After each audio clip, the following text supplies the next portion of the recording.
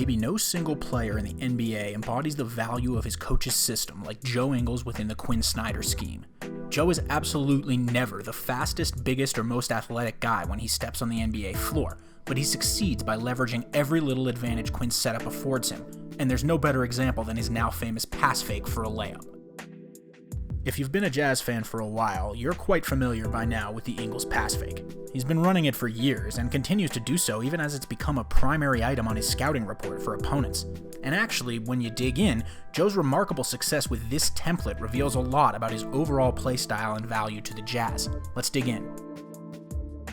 If you're wondering how Joe keeps getting away with making defenders look silly with a nearly identical move game after game, that's a fair question. If it's on the scouting report, why can't teams stop it? The answer requires us to look at several distinct stages of the pick and roll, the first of which is the screen itself and the way Joe uses it. As Joe would be the first to tell you, I guarantee, this starts with his screeners. I do not care how much it upsets the national media to talk about it, but the Jazz employ great screen setters. Watch on this play as Rudy Gobert not only positions himself well, but also sticks around and takes a solid bump to free Ingles up into space. Rudy maybe even borders on illegal here, though riding that line is part of what makes him so good at this.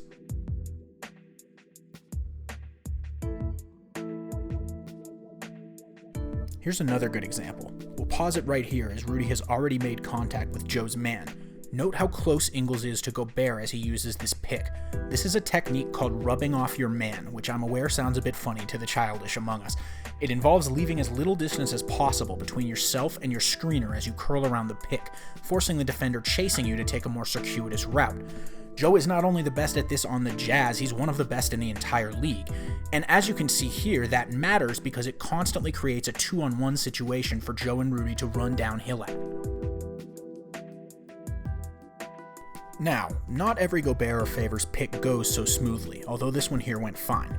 Sometimes Rudy or Derek gets tangled with Ingles' man during the pick, for instance, or some other situation might crop up that slows down either Joe himself or his roll man.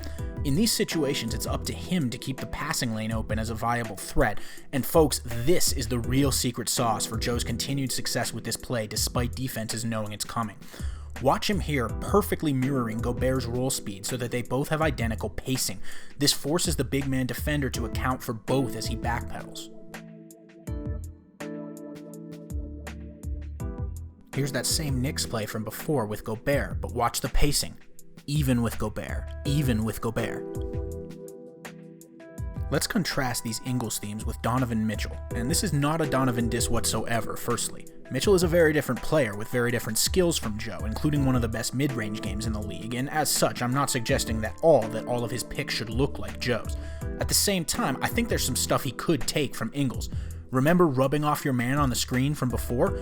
Donovan doesn't do that enough. Look at how much space he leaves here between himself and Favors, allowing his man to get through. Even when his screen usage is better, Donovan often prefers to keep his man in jail, so to speak, or shielded from the ball by Mitchell's back and side. But that means he often isn't generating the same kind of pacing as Ingles with his roll man. As you can see here, there's no passing lane at all to Favors, so the big man doesn't have to worry as much. Just as an aside, while again Mitchell's game is different, I would love to see him infuse a couple of these Ingles concepts into his pick and roll game just a bit more. Back to Ingles though. I have no idea if Joe plays poker, but I'd kind of like to assume he does. Pros in that game use a term called balancing their range. The concept there is varying your play even in similar or identical situations. If you always play a certain hand the exact same way, your opponents will notice that and exploit it. Ingles is the same once he's created his advantage in pick and roll. He doesn't want the defense leaning one way or the other. So on this play, while Joe could probably have pulled the pass fake for his own layup, instead he passes to Gobert, who finishes nicely. Joe regularly balances his range like this.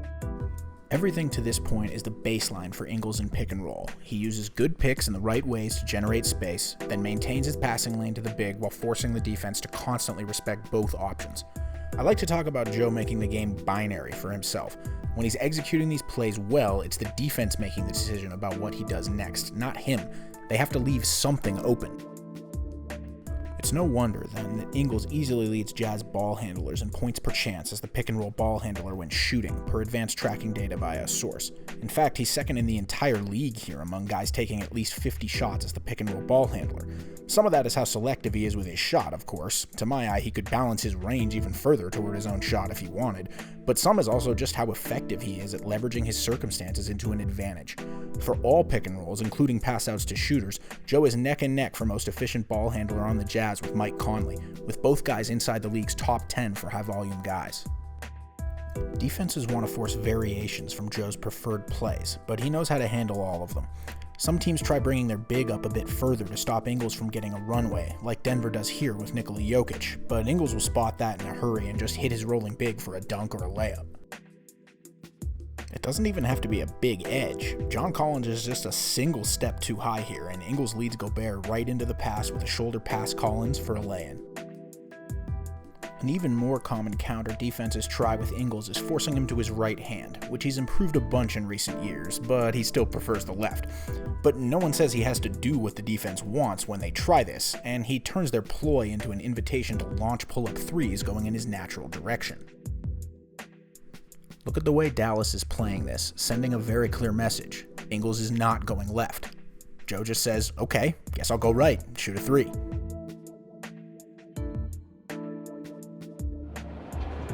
Four on the shot. Joe will take the three. It's up. Bang.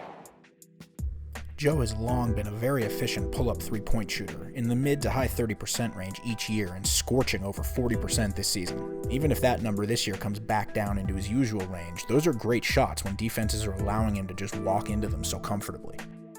He's even baiting them into it now. I think Kent Bazemore is still icing his ankles from this one. Oof. Oh, Joe Ingles just broke. Oh my goodness. Wow. Bazemore's ankles. When he isn't pulling up, Ingles has other ways of getting to his left even when the defense is selling out to prevent it. Again, all within the basics of Snyder's system. The Jazz love double pick action for several reasons, one of which is the ways it allows them to do stuff like this. Watch Tim Hardaway Jr. here. The Mavs know they have to switch their guards on this double pick action, and Hardaway does the right thing by jumping out to prevent Ingles from simply rounding the corner unbothered. But once he does, Gobert just flips back around and screens him, and hell, now Ingles is going left again, and at the man on stilts himself, Kristaps Porzingis at that. Somehow Ingles actually misses this one.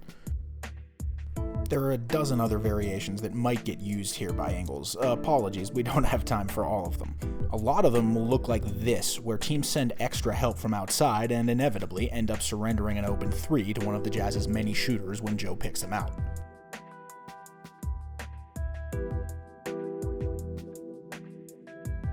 Even when the defender mostly does stuff right, Ingles will find a way to throw you off. Luke Kennard does a really nice job reading this handoff to Ingles, and he's even there early to stop Joe from rubbing him off with this screen. Whoops, here's a little hezzy. Bye-bye, I'm going to the rim now. Zubac even reads this perfectly and contests fully at the rim. Sorry, mate. Better luck next time. Once again, there are always a lot of guys on the floor with more physical skill than Joe Ingles. There aren't many in the league, though, who create so much value simply through the natural contours of a basketball game.